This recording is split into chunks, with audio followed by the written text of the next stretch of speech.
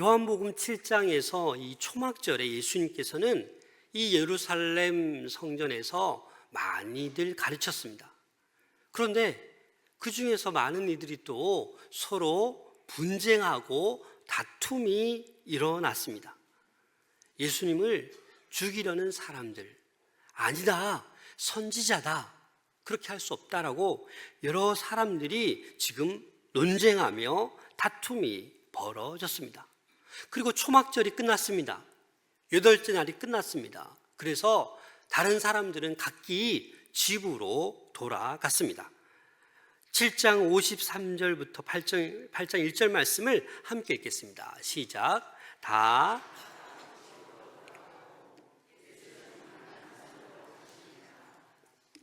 다른 사람들은 가족이 있는 집으로 갔습니다.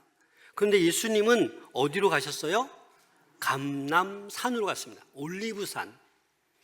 예수님께서는 이 감람산으로 습관을 쫓아서 자주 올라가셨습니다. 그래서 누가복음 22장 39절에 보면 함께 읽겠습니다. 시작.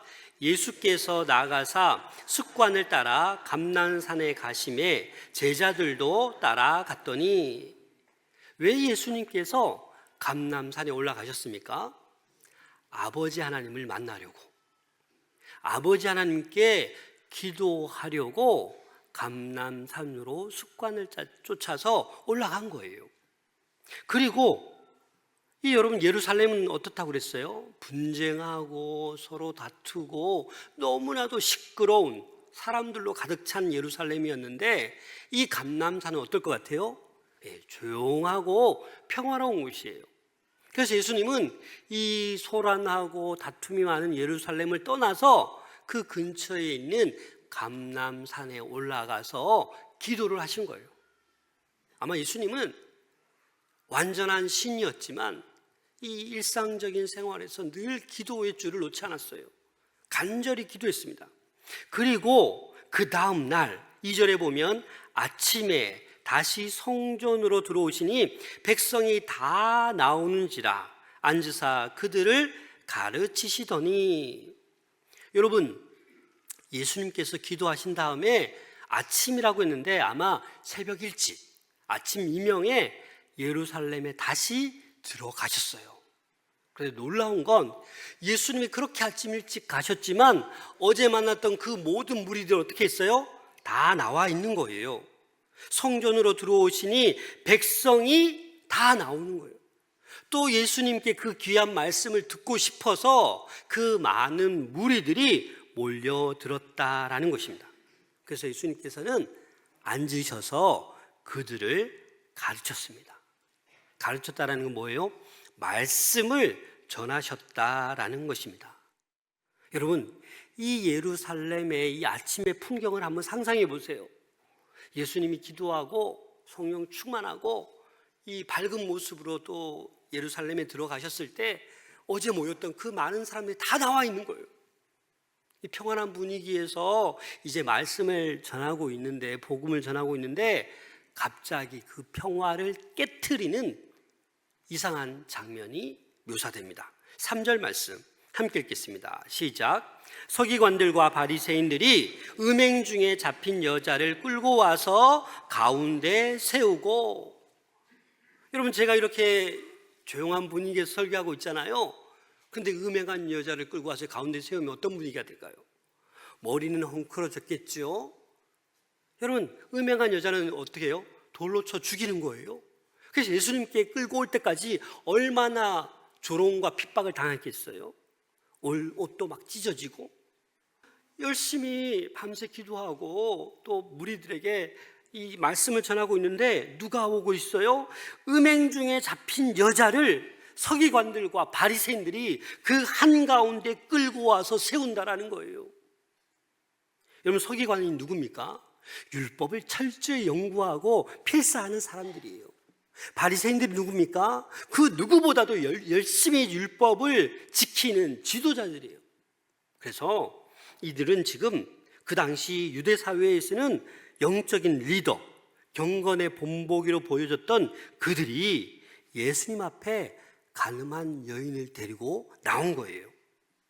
그런데 예수님은 사실 이 바리새인들과 서기관들을 종종 책망했어요.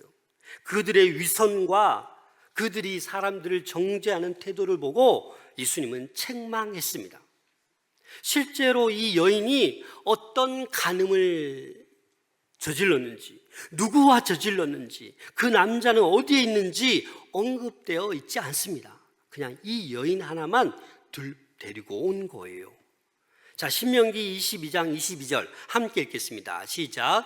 어떤 남자가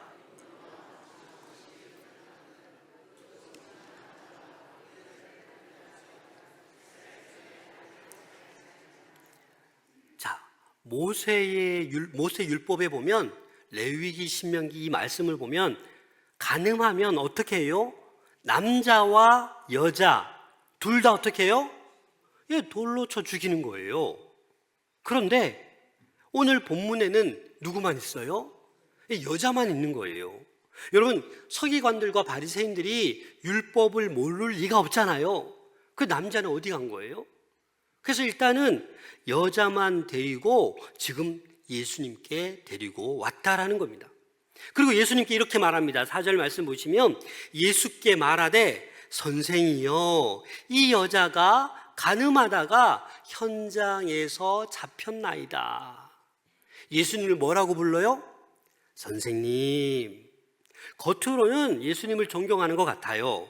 그러나 이 서기관들과 바리새인들은 겉으로는 존경하는 것 같지만 속으로는 어때요? 다른 마음을 품고 있어요. 예수님을 넘어뜨리려고, 예수님을 책잡으려고 하고 있다라는 거예요.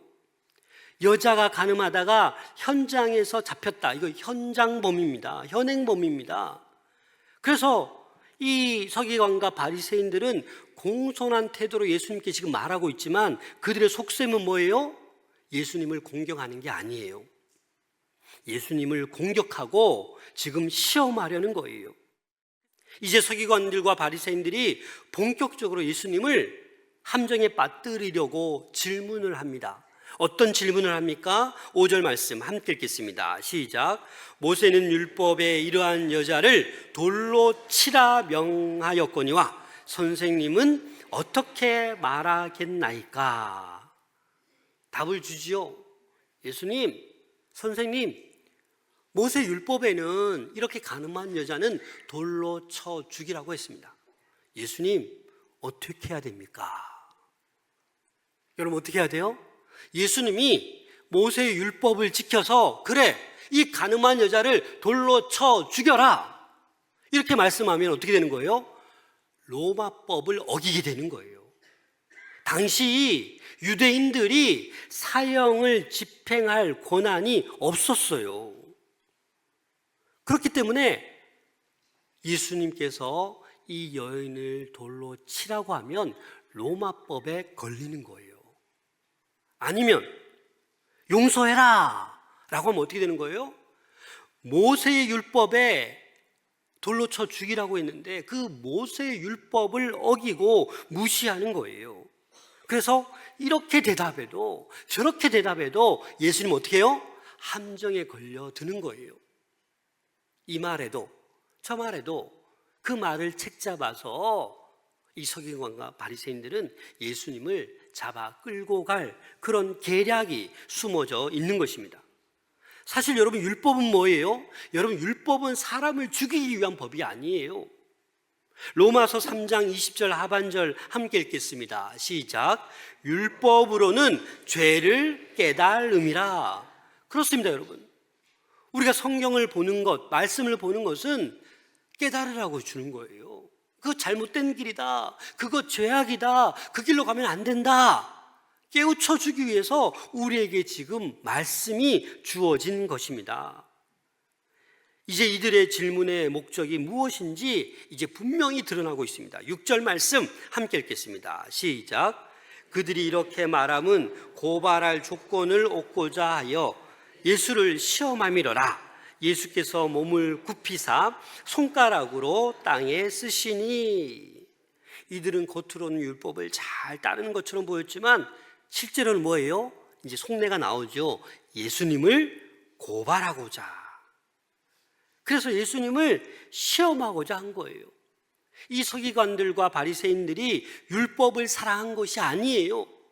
율법을 잘 지키는 게 아니에요. 자신들의 권위를 지키기 위해서, 예수님을 무너뜨리기 위해서 지금 율법을 사용하고 있는 거예요.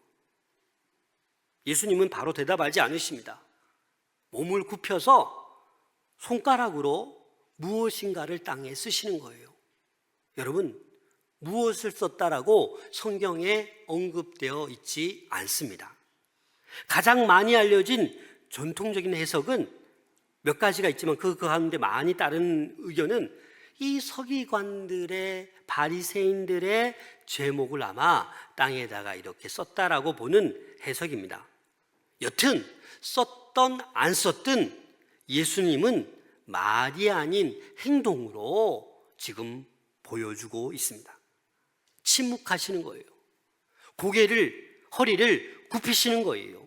이런 겸손한 모습, 이 침묵이 오히려 예수님의 지혜로운 모습을 보여주고 있는 거예요. 그들과 논쟁하지 않습니다. 그들의 시험에 걸려들지 않으십니다. 그냥 조용히 기다리면서 허리를 굽혀 땅에 뭐라고 쓰시면서 그냥 침묵하고 계십니다. 답답한 건 누구예요? 서기관과 바리새인들이죠. 뭘 말을 해야 책을 잡지. 그래서 너무 답답하니까 계속해서 예수님께 묻습니다. 7절 말씀 함께 읽겠습니다. 시작. 그들이 묻기를, 죄 없는 자가 먼저 돌로 치라 하시고, 그들이 묻기를 마지 않는다는 건 뭐예요? 계속해서 질문하는 거예요. 계속적으로 공격적으로 몰아붙이며 대답을 강요하는 거예요. 예수님 뭐 쓰고 있는데 뭐 이게 뭐 어떻느냐 하면서 빨리 대답해 달라고 계속적으로 공격하고 있는 거예요. 그래서 예수님께서 드디어 일어나셨습니다.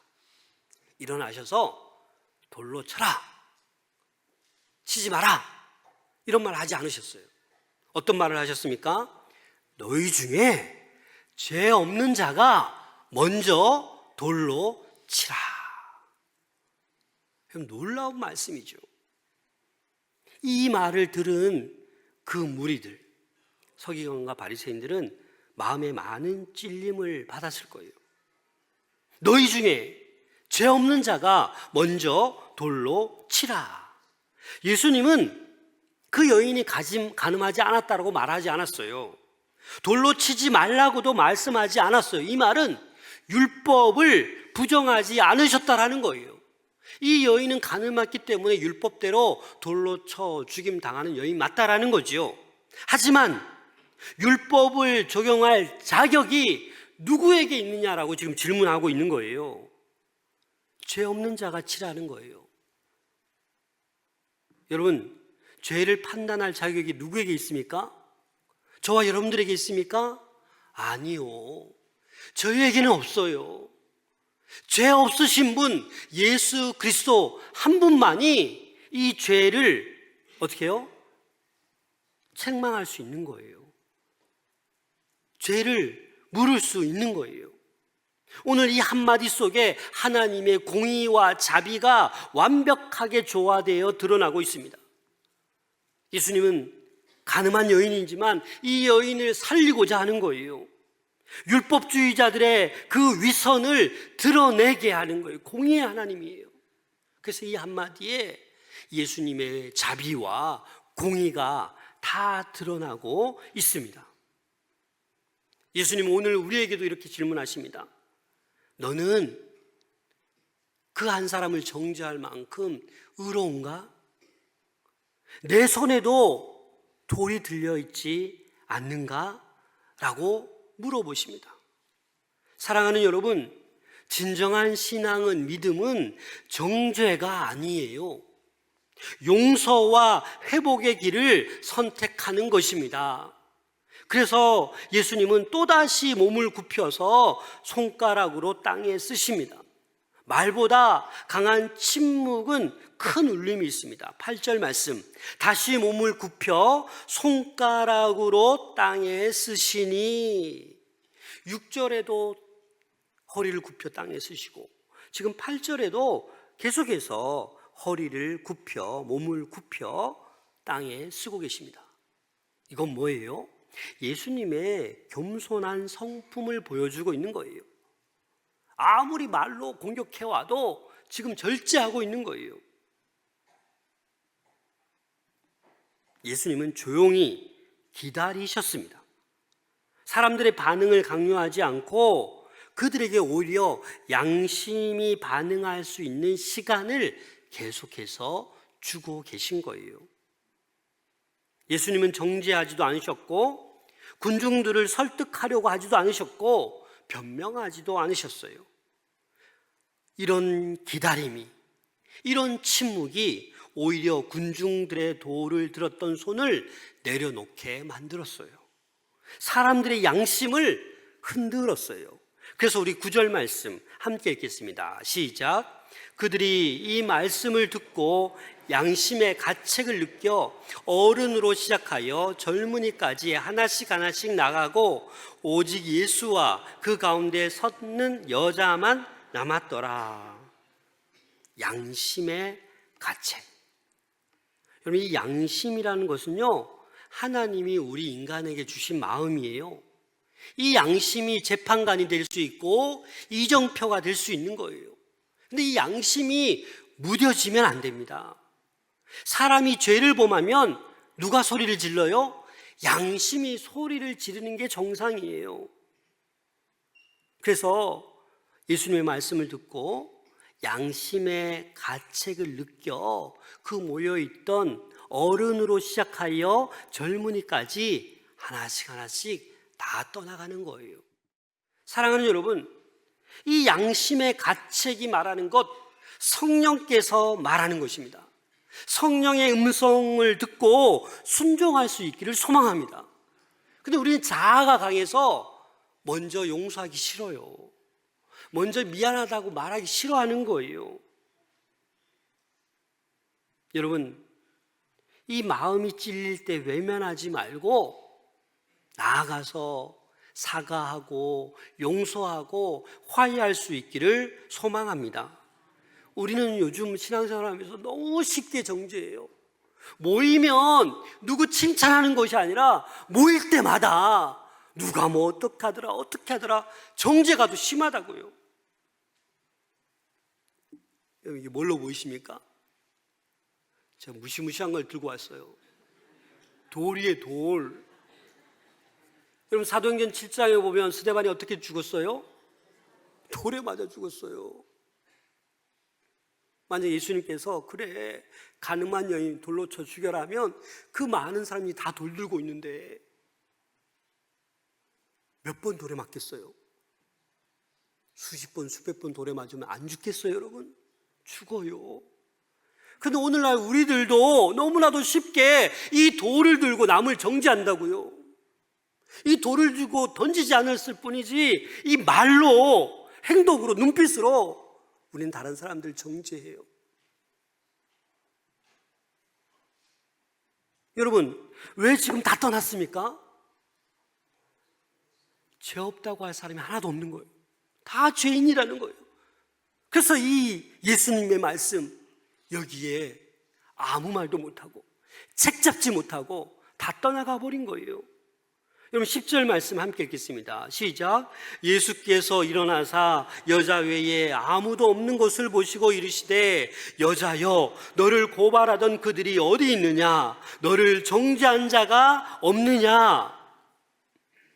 여러분, 예수님이 몰라서 물으십니까? 다 떠난지 알고 계세요. 그러나 이 여인에게 지금 영적인 해방을 선언하는 거예요. 너를 정죄할 자가 아무도 없다. 정죄할 사람은 나밖에 없다라는 거예요. 죄 없으신 예수님만 이 가늠한 여자를 정죄할 수 있는 거예요.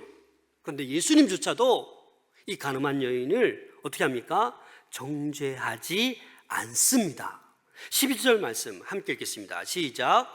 대답하되 주여 없나이다. 예수께서 이르시되 나도 너를 정죄하지 아니하노니 가서 다시는 죄를 범하지 말라 하시니라. 아멘. 여러분, 이 여인이 얼마나 부끄러웠겠습니까? 얼마나 두려웠겠습니까? 가늠하다가 현장에서 잡힌 현행범입니다. 할 말이 없어요. 그냥 예수님께 끌려와서 그 예루살렘 그 마당에서 그냥 돌로 던짐받아서 죽어야 될 사람이에요. 그렇잖아요? 그런데 예수님을 만났어요. 그 누구도 정죄하지 않고 예수님조차도 정죄하지 않고 이 여인을 살려주신 거예요. 사랑하는 여러분, 저와 여러분들이 이전의 삶이 어땠어요? 이 가늠한 여인이었어요. 돌로 던짐받아서 맞아 죽어도 할 말이 없는 그러한 죄인이었어요. 그러나 그 예수님의 그 십자가에 흘리신 보혈의 피 때문에 저와 여러분들의 죄가 깨끗이 씻어진 줄로 믿습니다. 그래서 다시 살아났기 때문에 다시는 죄를 범하지 말라. 이 여인을 살려주는 대신에 다시는 가서 죄를 범하지 말라라고 말씀하는 거예요. 사랑하는 여러분, 저와 여러분들도 지금 신앙생활하면서 죄를 짓지 않아야 돼요. 죄를 범하지 말아야 돼요. 그래서 우리는 민감해야 됩니다. 너무 무뎌져 있으면 안 돼요. 너무 양심이 무뎌져 있어서 가책이 없으면 안 돼요. 가서 다시는 죄를 범하지 말라. 죄를 용서하셨지만 그 죄를 그냥 넘어가시는 건 아니에요. 여러분, 복음은 정죄도 아니고 방종도 아닙니다. 복음은 용서와 변화인 것이에요. 저와 여러분들이 복음을 받아들였기 때문에 용서함을 받은 줄로 믿습니다. 그래서 변화된 삶을 살아가야 돼요. 참된 신앙은 다른 사람의 허물을 들여다보며 돌을 드는 것이 아니에요. 내 죄를 먼저 회개하고 돌을 내려놓는 것이 참된 믿음인 줄로 믿습니다. 어느 교회 한 청년이 큰 실수를 했어요. 그래서 성도들이 모였어요. 야, 저 청년 너무 큰 실수했기 때문에 쫓아내야 된다. 출교해야 된다. 이렇게 막 소리를 높이고 있어요. 그런데 한 권사님이 일어나서 이렇게 말했습니다. 그 청년이 내 아들이라면 그렇게 쉽게 정죄하겠습니까? 교회는 정죄하는 곳이 아니라 다시 살게 하는 곳이어야 합니다. 권사님이 이렇게 말하니까 막 정죄하던 분위기가 잠잠해졌어요. 이 청년을 출교시키지 않았어요. 이 청년 이후에 훌륭한 신앙인이 되었다라고 합니다. 사랑하는 여러분, 저와 여러분들은 모두 죄인입니다. 우리 모두는 누군가의 돌 아래 설 수밖에 없는 존재입니다. 돌에 맞아 죽을 뻔한 존재들인데 주님께서 대신 돌 다 맞아주시고 십자가 져 주셨습니다. 그래서 우리는 가서 다시는 죄를 범하지 말고 거룩한 백성으로 살아가야 되는 줄로 믿습니다. 제발 우리는 다른 사람을 판단하기보다 다른 사람을 살리고 싸매고 감싸주고 회복시키는 사람들이 될 수 있기를 소망합니다. 밖에 가서도 직장생활하면서도 사회생활하면서도 세상 사람들과 똑같이 더 심하게 괴롭히고 속이고 그렇게 하는 것이 아니라 교회에서나 가정에서나 사회에서 직장에서 캠퍼스에서 사람을 살리는, 사람을 정죄하지 않고 손에 들고 있던 돌을 다 내려놓고 사람을 살리는 그런 신앙인으로 살아갈 수 있는 우리 모두들이 될 수 있기를 소망합니다.